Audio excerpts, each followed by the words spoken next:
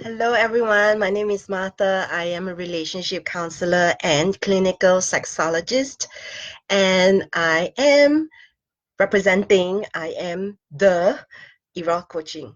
So, Eros coaching is a one-person practice. It's not a big practice. However, I have my own practice, and I have been working with clients for the last 10 years. That's right, 10 years, and I'm still here. So I've been working with men and women, people with penises, people with vulvas for the last 10 years, and I have worked with them, people who have all kinds of sexual difficulties, challenges, questions. And for people with vulvas, the number one reason why they come to see me is because of unconsummated marriage due to vaginismus. Vaginismus is a condition that happens when a person's vagina shuts down, making penetration difficult or impossible. So this is followed by low sex drive, whether men or women. And for people with penises, uh, premature ejaculation, erectile difficulties, delayed ejaculation. So premature, as the name suggests, is when they would like to ejaculate, but is not able to last longer or as long as they would like. And delayed ejaculation is what happens when they want to, but they have difficulties with ejaculating.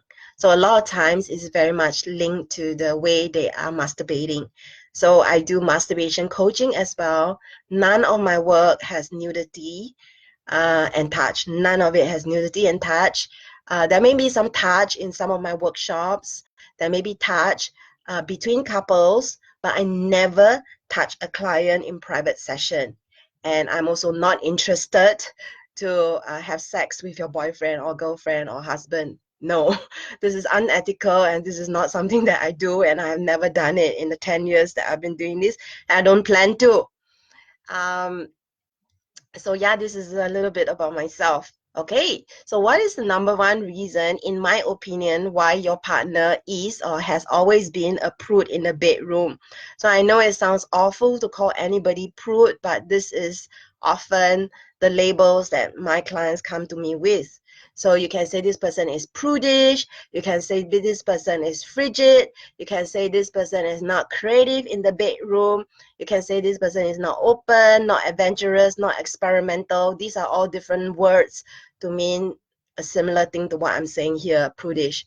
Okay, so I mean, these are the languaging that my clients use, okay? So don't blame me for using these terms. So what, in my opinion, is the number one reason why your partner may be prudish? Okay, so think about it, okay? Think about it. In my culture, in Asia, in Singapore in particular, I have people say to me this, and this is actually a very sad thing for me. Why are Singaporean women, starfish in the bedroom? They just lie there and then they go, take me, as if they are like, some sacrificial lamb or something. Take me. It doesn't sound good. Why are they not more active in the bedroom and so passive? So there's this thing called the starfish. Doesn't sound very good, but why? If you think about it, why would anyone just lie there passively? Why would anyone find themselves being a prude? Because they are scared, because they don't know better, because they don't know what else to do. And is there a possibility that maybe it is because sex is new to them? They haven't had much experience. They lie there frozen because they don't know what to do and they are scared of doing the wrong thing. So it's better to just lie there and receive, because they are also scared of pain when they are new to sex. So when I say prude, I don't just mean people with vaginas, even though it may sound this way. I'm actually also talking about people with penises. Why are they prudes? Why are they like not open to doing anything? Why are they not open to experimenting? Why are they always wanting to do sex in the same way? That is one possible reason. One. In my opinion, it is because they don't know what else to do. Say, for instance, if you're someone with a penis and all you're concerned about is, can I get hard? Can I last longer? Can I last long enough to penetrate? It's very difficult to separate what you are thinking and feeling as your KPI, as your performance indicator. It's very difficult to separate what you're thinking and feeling with what your partner actually needs. So what is going on for you and what your partner needs is very different. So the number one reason, in a nutshell, without like going on and on and on about people with penises or people with vulvas, is that they don't know better. If you knew better, you would do better. If you knew what to do, if you knew that you had some abilities, you would relax, wouldn't you? But obviously they cannot relax, and obviously they feel that they haven't even gotten the fundamentals. They don't even feel comfortable. So how do you expect somebody who isn't really comfortable, like truly comfortable with themselves, don't talk about you, with themselves, if they're not truly comfortable, how are they going to be playful? How are they going to be creative? How are they going to be like, hey, let's try this, let's try this, let's try this? How are they going to do that if they're not in the position of being confident by themselves in the first place? So they may be struggling with premature ejaculation, and they are ashamed to admit this to you, much less to themselves. And they are afraid of the consequences. Maybe they've been shamed before.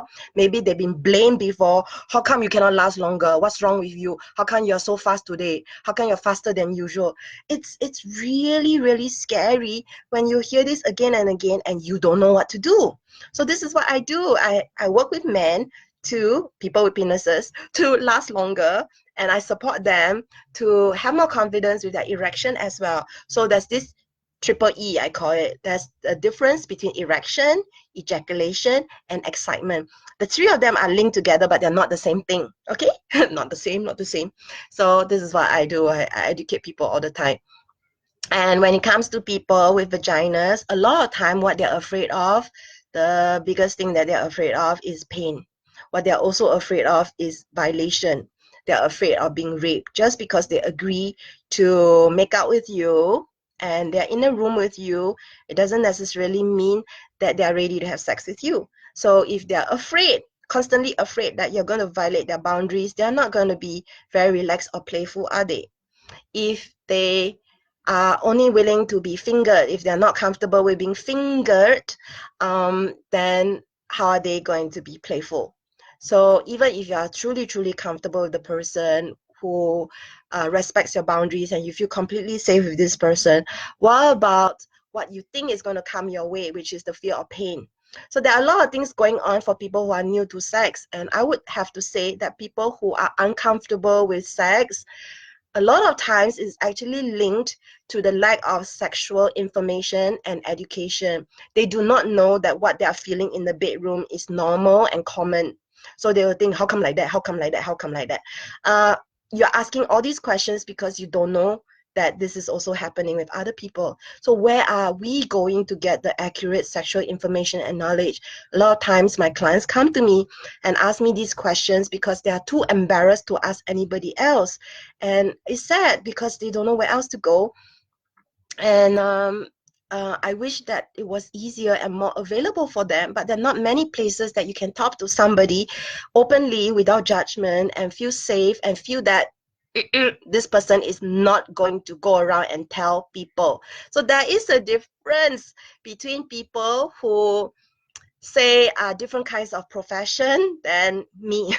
So I am bound by my ethics to not share client stories. I'm actually bound by my ethics. So there are lots of publications, and I get this very often. I think this is one of the reasons why I have had less and less media coverage over the years. It's because I refuse to share client stories. I refuse to, even without name, because I truly respect the sacredness of the work that we do.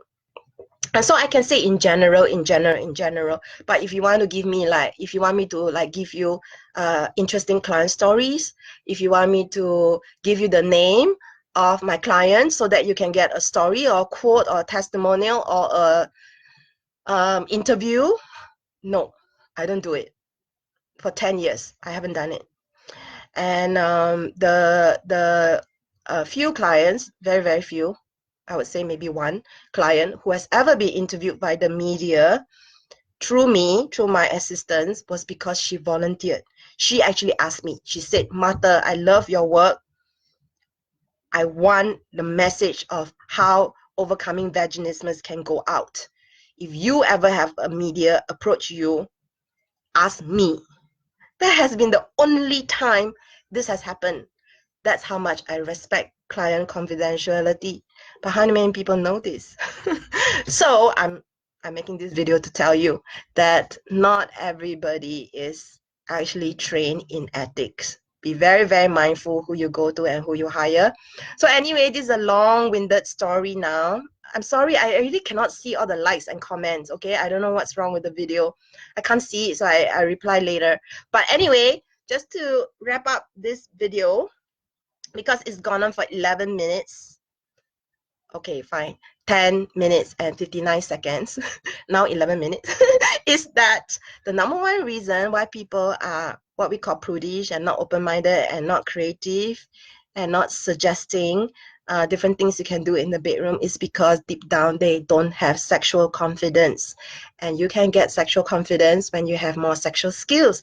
And you can get sexual skills when you have more sex knowledge. And you can get more sex knowledge when you actually go to somebody who can actually give you the sex knowledge that you need in the time that you need it and in the way that you can understand. So this is the reason why going to a sexologist like myself is useful, because we can look at what is going on for you and we can give you the information in a way that you can understand. So there are times when I I draw on the whiteboard to reinforce what I'm saying so that they not just hear what I'm saying, they can see what I'm explaining, so it goes in faster. And I also take the effort in the last 10 years to also write my clients a client summary. So can you begin to see that the time that my clients paid for is not the time? They are actually paying for the aftercare as well and the continued email support that I continue to give them as much as possible. So this is what I do. This is what I do. Okay, so thank you for watching this video. And if there any way that I can support you, you can always reach out to me at eroscoaching.com. So please introduce yourself, tell me what you need, then I can better support you. Don't just say something vague like hi. So I do get harassed, okay? So please be mindful of that. So yeah, thank you. And today is Thursday. So yeah, tomorrow is Friday, at least here in Singapore. So enjoy your Friday, Saturday, Sunday, Monday, Tuesday, Wednesday, Thursday, Friday, Saturday, Sunday. You get the drift. Enjoy yourself, enjoy your life. Get the sexual knowledge that you deserve so that you can be happy, confident, playful in the bedroom. It doesn't have to be scary, and you definitely don't need to stay a starfish. Bye.